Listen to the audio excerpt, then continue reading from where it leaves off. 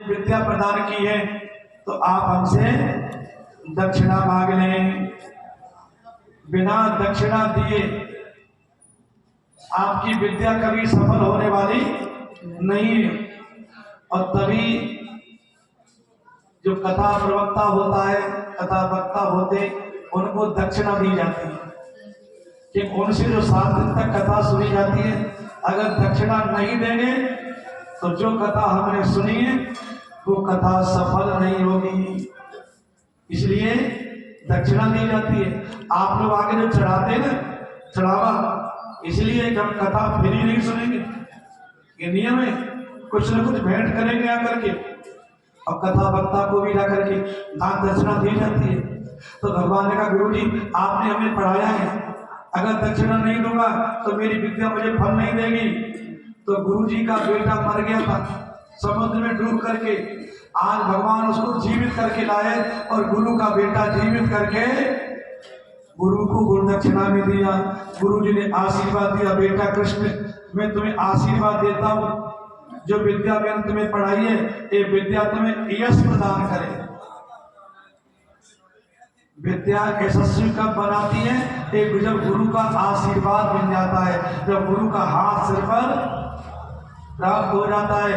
आज भगवान कृष्ण बलराम सुदामा से विदा होते हैं, गुरु से विदा होते हैं, और महाराज अब वो पधारे मथुरा में। जब मथुरा में आकर के जरासंध ने 17 आक्रमण किए, इधर काल एवं 3 करोड़ वृक्षों की फौज लेकर के मथुरा पर हमला करने आता है। जरासंध के 17 हमले तो भगवान ने विफल कर दिए। अब 18वीं बार जरासंध आने की तैयारी कर रहा है। उधर से काल एवं ईरान का राजा इतने वृक्षों को लेकर के मथुरा नगरी की तरफ बढ़ता चला रहा था। कालवन ने वरदान प्राप्त किया था कि मेरे को कोई यादव न मार पाए। तो भगवान ने कहा, बलराम भैया अगर कालवन को हम मार देंगे तो हम तो यादव वंश में पैदा हुए, तो वरदान झूठा हो जाएगा। तो आज भगवान ने क्या किया, अपनी योग माया से समुद्र में द्वारका नगरी बसाई, और द्वारका नगरी बसा करके अपने योग के द्वारा सारे द्वारका के लोगों को भगवान ने द्वारका पहुंचा दिया। मथुरा नगरी खाली कर दी, और भगवान कालयवन के सामने जब गए, जो देखा कालयवन ने भगवान को इतना सुंदर, ना तो रथ में पैदल गए, जो देखा कालयवन ने इतना सुंदर मोर का मुकुट, पीला दुपट्टा, मन में सोचा इसे मारेंगे नहीं, इसको तो अरेस्ट करेंगे, अपने ईरान में ले जाएंगे, चिड़ियाघर में दिखाया करेंगे, देखो ये भारत का आदमी कैसा होता है। अब भगवान के सामने जैसे ही आया, भगवान भागने लगे। कालवन ने भी पैदल पीछा किया। भगवान एक गुफा में घुस गए जहां पर राजा मुचकुंद सो रहे थे।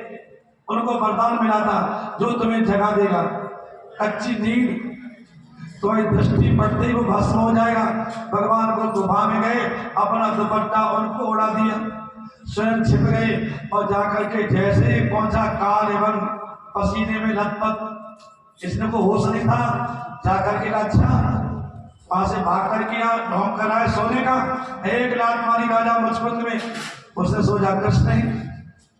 जैसी राजा को लात लगी, राजा उठ के बैठे, उनकी नेत्रों से अग्नि निकली, कालवन भस्म हो गया।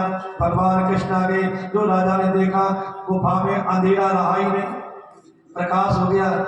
राजा ने पूछा, महाराज आप कौन हैं? भगवान ने अपने परिचय दिया, मैं वासुदेव कृष्ण हूँ, एक कालवन आपकी दृष्टि से भस्म हुआ है। भगवान ने कहा, अब मुझको आप जाइए, आप सत्युग के राजा हैं, इस समय आपकी मैजिक नहीं हो पाएगी, आप तपस्या करिए, और कलयुग में आप नरसिंह भक्त बन के पैदा होंगे, तब मेरी भक्ति करेंगे और मैं आपकी महिमा बढ़ाऊंगा। एक मुचकुंद राजा ही कलयुग में नरसिंह भक्त बन के आए थे। भगवान लौट के आए, तब तक जरासंध आ गया। आज जरासंध ने 70 बार हरा दिया भगवान ने। अब जरासंध को पता चल गया था कि कृष्ण गायों के भक्त हैं, तो उसने एक योजना बनाई, अपनी सेना के आगे लगा ली गायों का झुंड,